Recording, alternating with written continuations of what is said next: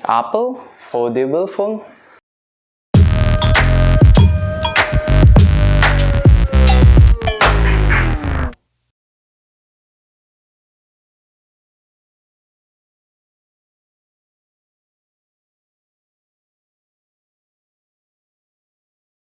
Hai semua yang nonton pertama kalinya. Di Kongko yang kali ini aku bakal ngomongin soal rumornya Apple yang kayaknya belum gitu banyak sih dimanapun. Tapi aku nggak tahu ya di lingkungan kalian banyak nggak yang udah bahas soal ini. Tapi ini rumor yang termasuk terlalu cepat mungkin untuk dibahas. Tapi bisa dibilang lumayan penting buat kedepannya. Aku dapat beberapa kabarnya sekitar beberapa bulan yang lalu. Dimana ya biasa ya kita kalau sesuatu banyakkan dari Instagram ataupun dari Google. Di sini aku ngelihat bahwasanya ada sesuatu yang sebenarnya diam-diam Apple lakukan, tapi again, kayak yang kita tahu, Apple biasanya selalu mempersiapkan sesuatu yang benar-benar udah matang dulu baru mereka launch kan. Dan ya, kita tahu kualitasnya itu sama-sama kita akui lah ya. Aku disclaimer dulu, ini bener-bener cuman rumor. Dan rumornya itu pun termasuk yang masih terlalu dini untuk dibicarakan. Tapi ini bermanfaat untuk kita omongin, untuk bisa melihat pergerakan tren teknologi yang kita pegang sehari-hari ini. Aku mau mulai dari beberapa sumber yang aku rasa cukup legit, so let's start it. Hai Kenners, sebelum mulai, jangan lupa like video ini kalau kamu suka kontennya. Dan untuk gabung ke channel ini, gratis. Dengan cara subscribe dan nyalain notifikasinya biar kamu nggak ketinggalan video-video terbaru karena channel ini upload 3 kali seminggu. Thank you kawan-kawan neters, enjoy!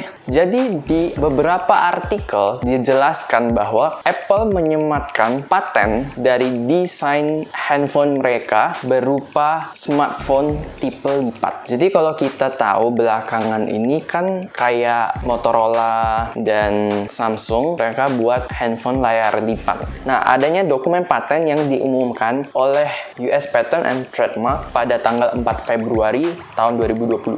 Jadi barusan aja. Nah, di dalam dokumen paten ini, mereka mendeskripsikan bahwasanya ada 2 layar yang dilipat, tapi lipatannya itu pakai sistem engsel. Nanti aku jelasin kenapa ada logika patennya yang didaftarkan sama Apple tuh ada engsel di kedua layar lipat tersebut. Nah, di kondisi handphone yang terlipat ini, iPhone yang pada normalnya segenggaman tangan kita, itu akan dilipat menjadi ukuran iPhone yang lebih kecil. Nanti aku selipin beberapa gambarnya di sini atau di sini. Sistem engsel yang dibuat sama mereka dan juga lipatan-lipatan yang ada dari beberapa sumber yang aku dapat. Jadi aku coba pilih sumber yang paling terbaru sebenarnya. Aku juga nggak ngambil yang kayak kabarnya dari tahun nggak satu lah ya.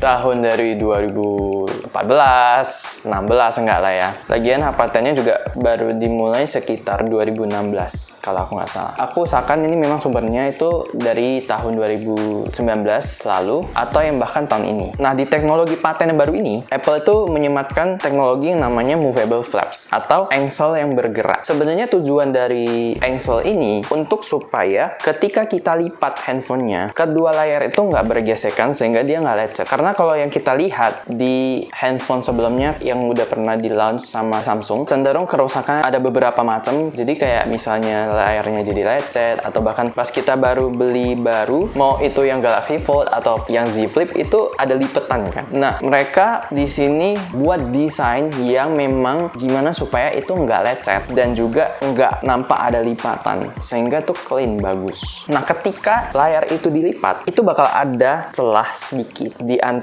layar pertama dan layar kedua yang kelipet. Itu supaya tujuannya biar nggak bergesekan dan mengurangi lecet yang tadi itu. Jadi yang mereka lakukan adalah gimana supaya layar itu tetap terjaga. Makanya ada celah sedikit di antara keduanya. Dalam Apple mulai membuat desain engsel lipat ini ya, ini cuma berdasarkan dari apa yang didapatkan dari dokumen paten itu ya. Mereka mencoba berkaca dengan kejadiannya si Samsung sama Motorola. Jadi di Samsung layarnya itu punya masalah karena layarnya kan saling bergesekan tuh. Memang pada akhirnya diperbaiki sama Motorola dengan handphone Motorola Razr yang dikeluarin. Itu memang udah menyelesaikan masalah itu, cuman di engsel yang baru yang mereka buat itu jadi ada suara aneh pas kita buka dan tutup. Sehingga karena ada masalah inilah si Apple bercermin bahwasanya oke, ada salah nih di Samsung, ada salah nih di Motorola. Jadi perlu diperbaiki sih. Jadi pintar kasarnya adalah layar ini technically ya, itu ketika dilipat sebenarnya bukan secara harafiah itu benar-benar dilipat, sehingga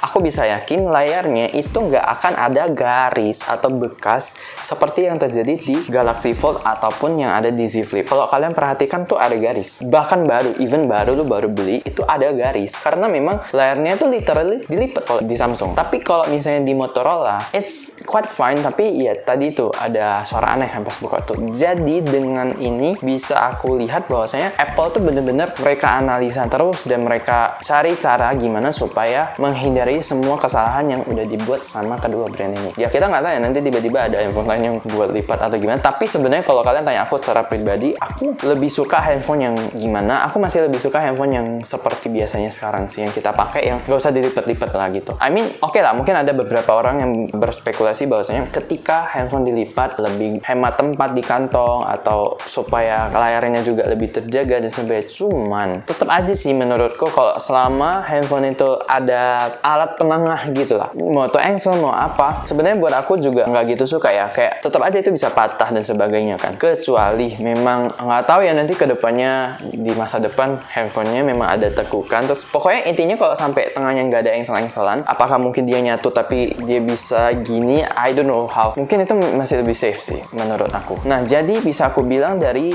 rumor yang ada oleh Apple ini, jadi literally yang mau mereka bilang adalah mereka buat layarnya itu ada celah kan di antara dua layar, dan juga itu tidak harafiah terlipat sehingga hanya melengkung, dan handphonenya memang benar-benar kelipat jadi dua, dan mereka pakai engsel supaya secara motorik itu layarnya nggak kelipat sehingga nggak ada garis. Sebenarnya lumayan unik ya kalau kita lagi bahas soal Apple, kita lagi ngomongin soal beberapa teknologi, but I don't know, kalau aku pribadi aku lumayan ngikutin tren dari teknologi sendiri, karena bagi aku kita butuh ini setiap harinya dan bukan hanya sekadar untuk hal-hal yang tidak produktif ya. Aku lebih ngomong soal gimana kita bisa memaksimalkan device yang kita punya walaupun harganya beragam ya. Ada yang ya kayak kita tahu Apple berapa lah harganya. Kumaha lamun ginjal maneh dijual hiji do ke hasil penjualanna dipakai meuli ginjal deui nu KW nu murah. Tapi ada juga kayak yang sekarang misalnya Realme deh. Aku awalnya pandang remeh handphone itu juga, tapi ketika mereka mulai cepet-cepetan keluarin seri baru gitu, bisa dilihat kan kayak yang handphone Realme C3 aja contohnya, cuma sejutaan hampir 2 juta, tapi teknologi yang dikasih itu secara spek, secara desain juga menurutku tuh udah lumayan kayak seharga-harga mid class. Bisa dibayangkan kalau kedepannya seburuk-buruknya handphone yang kita beli itu speknya sebenarnya udah lebih ke middle up. Cuman memang bisa diakui pasti ada perbedaan signifikan dengan yang flagship paling wah dengan yang sosolah middle ke bawah. Tapi kalau misalnya dibilang terburuk pun nggak akan seburuk seperti yang tahun-tahun lalu lagi. Jadi bisa aku simpulkan di sini, ini lumayan menarik buat aku sendiri. Bahkan beberapa hari ini itu kayak mulai rumornya iPhone 12, terus ada iPhone I don't know 9 SE2, kayak masih banyak yang bicarain. But other than that ya keep on track aja. Kita bisa pantau nanti hari demi hari. Apalagi kayak sekarang kondisinya lagi ada pergerakan physical distancing kayak gini dan juga semuanya di rumah aja. Menurutku malahan kita lebih punya banyak waktu untuk kita benar-benar bisa lihat apa yang terjadi di dunia. Jadi nggak terganggu dengan kesibukan. Nah buat yang kerja ya tetap di rumah, kerjalah, berikan yang terbaik. Tapi untuk yang mungkin masih sekolah atau mungkin ibu rumah tangga atau apa, ya bisa maksimalkan lah aktivitas yang lain. Dan juga aku rasa akan ada banyak hal sih yang membuat kita jauh lebih oke dalam produktivitas kita di rumah sih. Oke, itu aja dari aku. See you on the next video. Bye bye.